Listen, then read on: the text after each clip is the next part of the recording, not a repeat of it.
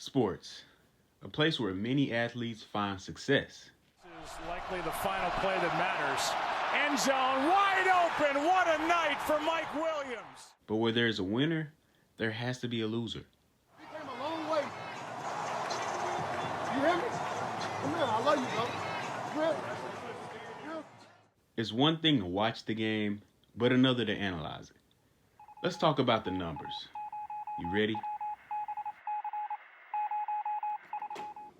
YouTube, what's going on, man? Back at you another video. It's your boy Numbers Fan J, and the NBA Finals have come to an end. The 2020 NBA season has come to an end.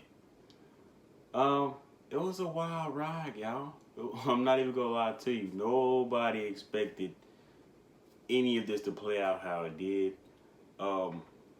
From the death of Kobe Bryant to the Lakers being crowned the champions over the Miami Heat of all teams. And I'm a Heat fan, so just being real right there. I did not expect my team to make it to the finals, but we did. So let's get into some analysis. But before I do, if you're new to my channel, welcome. I'm here every Monday and Thursday. I cover NFL, NBA, and NCAA March Madness men's basketball tournament news, as well as a little bit of analysis and some predictions. So, welcome. So we're going to go ahead and get into some recap of the NBA Finals.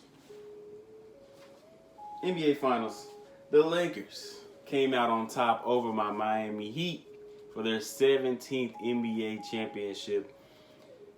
It was nice. You know, the first game, we were all like, what is this? Why is Miami even here? Type of thing. But there were a lot of injuries on Miami's side.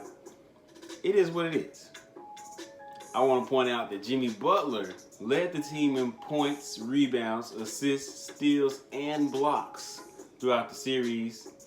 Miami did lose rebounding, 37.5 to about 45 rebounds per game on each side. As we talked about before the finals, the Lakers are one of the better rebounding teams in the league. That's where they've had the advantage for most of the season. Injuries in game one kind of took control in a way, because Miami, like I mentioned, when we have 5 players in double figures, coming into the series, we were 9-3. 9 wins, 3 losses in the playoffs when 5 or more players are in double figures. This series, we were 2-1. But, of course, game 1, you take away 2 players that can get you double figures in Bam and Dragic, and they both miss multiple games. So, they were clearly missed.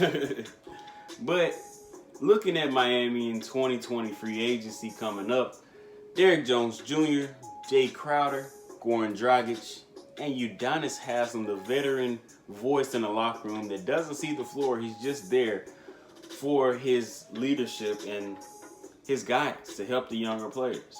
In 2021, Andre Iguodala has a team option, as well as Bam Adebayo, Kendrick Nunn, and Duncan Robinson are all restricted free agents. Los Angeles, since they're the last team left that we haven't covered in free agency, 2020, player options. They have a lot of player options, so stay with me. Player options for 2020 for Los Angeles: Anthony Davis, Kentavious Caldwell-Pope, Rajon Rondo, Avery Bradley, and JaVale McGee. Now, just regular free agents: Deion Waiters, Markieff Morris, and Dwight Howard. 2021 free agency: LeBron has a player option as well. Danny Green, just regular free agent. Alex Caruso and Kyle Kuzma is a restricted free agent. So a lot of players have to be re-signed to new contracts on both sides, but I do expect, I know this is said a lot. After every finals. I expect both of these teams to still be around for the next few years, right? I think the only exception to saying that in the past decade was probably the last time the Spurs won the title and when the Mavericks won the title. But everybody else is expected to come back. But anyway, for all of you wondering about LeBron and where he stands in the GOAT conversation, I just want to add this. I'm not going to give you guys my opinion on that right now. But I am going to add this into the equation. Only 2 players in the history of the NBA have 4 MVPs from regular season, 4 regular season MVPs, 4 championship rings, and 4 finals MVPs. Those 2 players, can you guess it without me telling you? Michael Jordan and LeBron James.